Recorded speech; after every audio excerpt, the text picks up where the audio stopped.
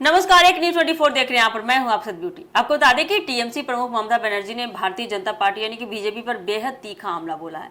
Party के भीतर उठ रहे असंतोष और विपक्ष के लगातार हमलों के बीच ममता ने भावुक लेकिन आक्रामक अंदाज में अपने विरोधियों को जवाब दिया, करारा जवाब दिया। उन्होंने कहा कि कुछ लोग उन्हें मानसिक रूप से कमजोर करना चाहते हैं और यहाँ तक ही नहीं, उनके लिए हार्ट अटैक से मौत की कामना भी कर रहे हैं।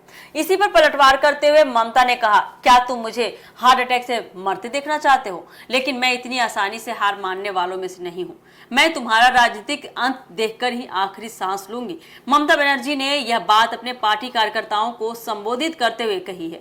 उन्होंने कहा कि राजनीति में विरोध होना स्वाभाविक है, लेकिन किसी की मौत की कामना करना लोकतंत्र और इंसानियत दोनों के खिलाफ है। उन्होंने आरोप लगाया है बीजेपी पर ऐसा कि कुछ लोग उनकी उम्र और स्वास्थ्य को लेकर लगातार टिप्पणी कर रहे हैं ताकि उनका मनोबल तोड़ा जा सके, लेकिन वह ऐसी बातों से डरने या पीछे हटने वालों में से नहीं है।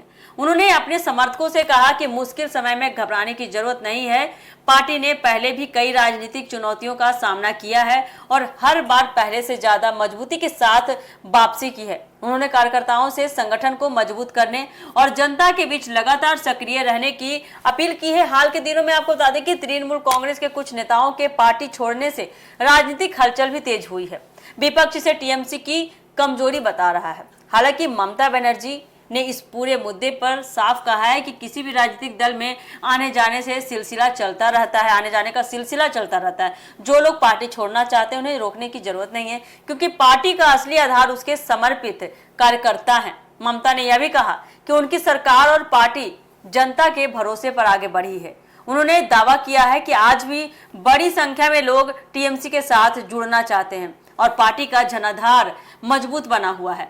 उनके मुताबिक कुछ नेताओं के जाने से संगठन कमजोर नहीं पड़ सकता। अपने संबोधन में उन्होंने पार्टी के राष्ट्रीय महासचिव अभिषेक बनर्जी का भी बचाव किया है। उन्होंने कहा कि विपक्ष लगातार उनके परिवार और पार्टी नेतृत्व को निशाना बनाकर राजनीतिक फायदा उठाने की कोशिश कर रहा है, लेकिन जनता सब कुछ देख रही है। उन्होंने विश्वास जताया कि सच सामने आएगा और जनता सही समय पर अपना फैसला सुनाएगी। राजनीतिक विश्लेषकों का मानना है इतना कि ममता बनर्जी का यह बयान सिर्फ भावनात्मक प्रतिक्रिया नहीं है, बल्कि अपने कार्यकर्ताओं में नया जोश भरने की कोशिश भी है। एक तरफ वह पार्टी के भीतर एकजुटता का संदेश देना चाहती है, वहीं दूसरी तरफ देखा जाए तो बीजेपी के खिलाफ उन्होंने आक्रामक रुख अपनाकर आगामी राजनीतिक लड़ाइयों की तैयारी का संकेत भी दे रही है। ममता के इस बयान के बाद पश्चिम बंगाल की राजनीति एक बार फिर गर्मा गई है। अब देखना दिलचस्प होगा आने वाले समय में कि बीजेपी इस बयान पर क्या प्रतिक्रिया देती है और आने वाले दिनों में दोनों दलों के बीच राजनीतिक बयानबाजी किस दिशा में आगे बढ़ती है, क्या कुछ होता है आने वाले समय में। इसका अपडेट हम आपको अपने चैनल के माध्यम से देते रहेंगे। फिलहाल के लिए इस खबर में इतना ही। दीजिएगा इजाजत। धन्यवाद।